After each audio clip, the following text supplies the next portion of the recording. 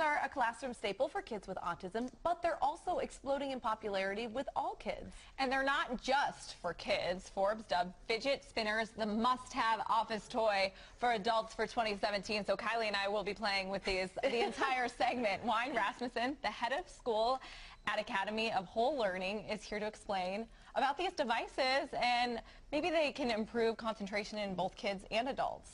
It's pretty remarkable when you think about it. Something like this maybe can help kids a lot. What is it about it? What is it about a fidget that can help? Well, fidgets are able to be held in your hand, so they don't distract you. They're not large toys. They're able to help that focus by moving your muscle movements. As an occupational therapist in the school systems, and then later as a special education teacher, and now as head of school at Academy of Whole Learning, which is the only private school in Minnesota for students with autism and related learning differences, I have long advocated for the use of fidgets because I've seen it help increase focus but also decrease anxiety. So the proliferation of fidgets in the neurotypical classroom is welcome. What is it about fidget, about doing this, that can release anxiety or make you concentrate more? I know, as we swap out.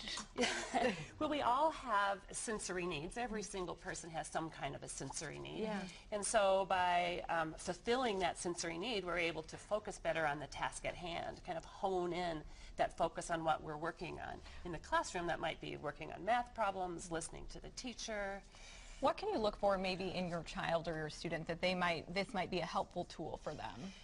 Well, I would suggest looking to see what they're doing. For instance, since we've had that spinner, you have just continually spun it, so that might be something that would really work for you.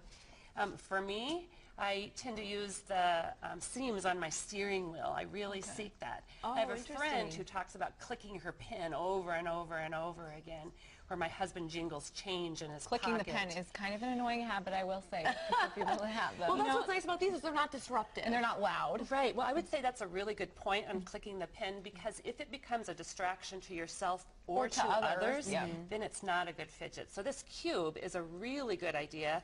It does that same movement, but you can't hear it.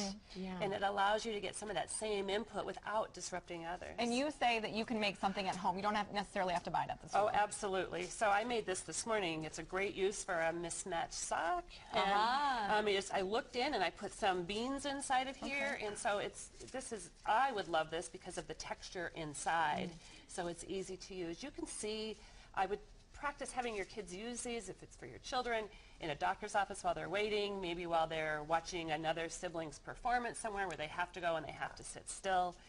But also for adults. It's finding that it's being useful for adults.